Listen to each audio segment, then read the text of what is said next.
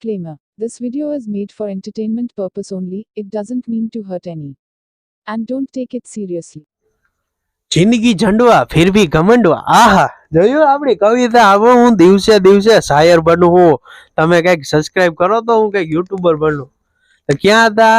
હા, મારે એકવાર આવી 10મા ધોરણની પરીક્ષા, અને 10મા ધોરણની પરીક્ષા એટલે સીધું આપણને પાઠ યાદ આવે. વિજ્ઞાનનું કેટલામો પાઠ? તમને યાદ આવ્યું પણ મારે કેવું નથી. થઈ ગયું, તારીખ બારીખ આવી ગયો. મેં કીધું આવ્યા કંકોત્રા વધામણા આવ્યા ભાઈ.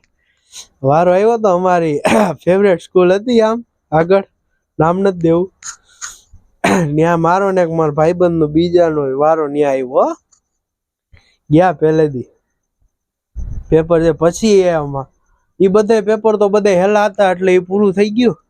પછી આવ્યું અઘરું પેપર ગણિતનું. આહા, દિલ ગાર્ડન ગાર્ડન હો ગયા, અભી મજા આયેગા ના ભીડું. ગણિતનું પેપર આવ્યું. એમાં પેલો પ્રશ્ન જોઈને મને કઈક થવા માંડ્યું. એમાં બાજુવાળી છોકરી હતી કે લખી નાખી ગયા, મને બધું આવડે. અડધું એમાંથી લખ્યું અને અડધું મને આવડતું તો એ લખ્યું. એમાં કોઈ દી જવાબ આવ્યો નહીં. આર બરાબર આર વાળા પ્રશ્ન તો બહુ આવ્યા. આર બરાબર આર નું પાછું આપણે ગણતરી કરવું પડે. આર ક્યાંથી આવ્યો, આર ક્યાંથી આવ્યો. પછી મેં એબીસીડી કરી નાખ્યું. મેં એબીસીડી એફજી બરાબર આર, આર આર આર બધી બાજુ આર આર જ કરી નાખ્યું. આ તો ટ્રિપલ આર થઈ ગયું. હારું, ટ્રિપલ આર તો ટ્રિપલ આર, ચોપલ આર તો નથી થતું ને. હા એમ એ થયું ગણિતનું પેપર. પછી અમે રસ્તામાં આવતા, અમારા બાજુવાળો દોસ્ત આવ્યો, એ તો આખો લાલ ટમેટા જેવો થઈ ગયો. મને કે, મેં એને પૂછ્યું, મેં કેટલા માર્કનું થયું તાર? 70 માર્કનું યાર લખાણું. એ કે સાચું 10 માર્ક ઉઠશે. મેં કીધું મામા અહીંયા અમારે પાસ થવા નહીં લાલા હે, તો 70 માર્કનું રહી ગયું, એમાં તારી આમ થઈ ગઈ ફાઈટી રહી, એટલામાં તારી ફાઈટી રહી. મેં કીધું અમને 70 માર્કનું લખ્યું હોય તને ખબર, હું બીજા પેપર ન દઉં. ના ના એમ ન હોય, પેપર દેવા પડે, બધા એમ રહી જાય. મેં વાંધો નહીં. પછી મેં ઘરે જઈને ગયો, મારી મમ્મી કે કાં આમ રિહાણો કાં છો? મેં મમ્મી હું ગણિતમાં ફેલ થાય. વાંધો નહીં એ કે વયો જાજે, એ કે તગારા હારવા. મેં મમ્મી આવો હોસલો દેવાનો? મારે એમ કે તું ઘરે રહીને હુંજે, તમ તારે ખાજે પીજે મોજ કરજે, બટેટાનું શાક ન કરતો હું કરીશ ને તમે બધા મરી જાઉં. વાંધો નહીં હવે ભાઈ. એ ભાઈ તું ભાઈ આવવાનું હતું રિઝલ્ટ, હું થતો હતો. મેં કીધું ઉઠવું જ નથી. મેં કીધું હું ઉઠીશ ને તો હું હાવ ઉઠી જાય. મારા પપ્પા મને ઉઠાડી દે, હાવ 3 6 પૂરું કરી દે. મારા પપ્પાએ પાછું હે ને, મારા રિઝલ્ટ આવવાનું હોય ટિફિન ઉતારતા હતા. મેં પપ્પા ટિફિન કા તમે કે નવું ટિફિન લીધું? ના ના બેટા તારા આટું હે. એવું કા? તું કે મને ખબર પાસ થવાનું જ નથી. મેં પપ્પા એમ ન હોય, મારા નામની ગામમાં મિસાઈલ દેવાય, ખબર હે? એ કે ગોપાલભાઈ છોકરા જેવો ઠોઠોળો એકોય થાય નહીં. હે એમ કે ઊંધું બોલાઈ ગયું, હોશિયાર એના જેવું કોઈ નથી એમ. એ કે જો તું પેલા બોલ્યો ને એ સાચું હોય ભાઈ. તું મને રમાયણમાં, હું આખી દુનિયાને રમાડું. દુનિયાને હું મને કોઈ ઓળખે? દુનિયાને રમાડું. મારા પપ્પા કે ભાઈ રિઝલ્ટ આવ્યું, તમે વાત નહીં માનો, મેં લખ્યું તું ને એના કરતા વધારે સરકારે મને માર્ક આપ્યા ફૂદડીમાં. મેં વાહ વાહ, હવે જો મજા આવી. પછી બધું પૈતું. પછી ગયા એડમિશન લેવા. અમને 2-3 જણાએ કીધું જેતપુરમાં છે એક સ્કૂલ, કાંઈ ઘટે નહીં એવી. મારા ભેગા ભણતા હશે એને ખબર જ હશે હું કેનું કહું હોય. ને ગયા એડમિશન લેવા.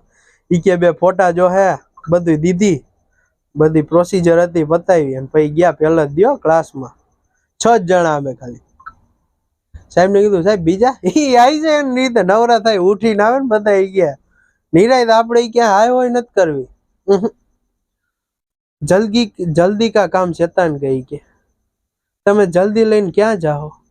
તમારાથી કઈ થવાનું તો નથી, તો તમે હું તોડી લીધું? અમે કઈ નથી તોડી લીધું. ઈ કે તમારે ઈ કે ભવિષ્યમાં કઈક કરવું હોય ને તો સારી એવી એજ્યુકેશન પ્રાપ્ત કરજો, તો તમે હે ને મોટી ગાડીઓમાં આવશો. મેં સાહેબ તમે કા રિક્ષામાં આવો? ઈ કે બાબુરાવ કા સ્ટાઇલ હે. મેં વાહ તમારું સ્ટાઇલ. હા ઈ ભાઈ તું અમારા સાહેબ નું પેલા કહી દઉં તમને.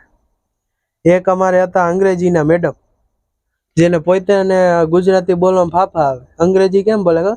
This is a mother fucker. હા હું બોલાઈ ગયું. ઈ તોતળા બોલે, આપણને એમ થાય કે હું બોલે છે. રહી રહીને બોલતા હોય તેના કરતા ઈ સારું. એ કરતા હાવ ન બોલે ઈ હારું, મૂંગી રહેતી હોય તો.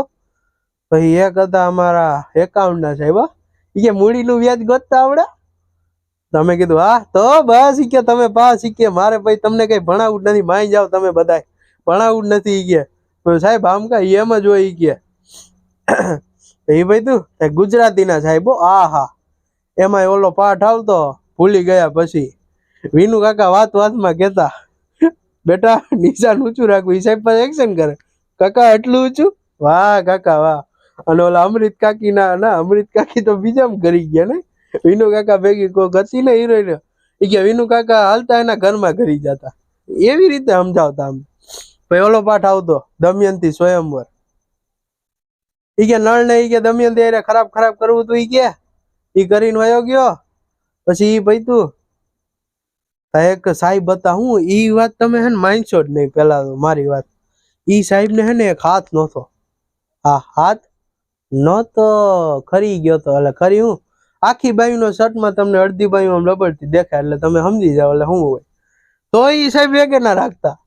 મેં કીધું આ ઘેર કેમ પાડતા ઈ છે સાહેબ? મેં કીધું હું આ એક હાથ આમ રાખીને પછી પાછો ઈની હાથે આમ ઘેર પાડતા ઈ?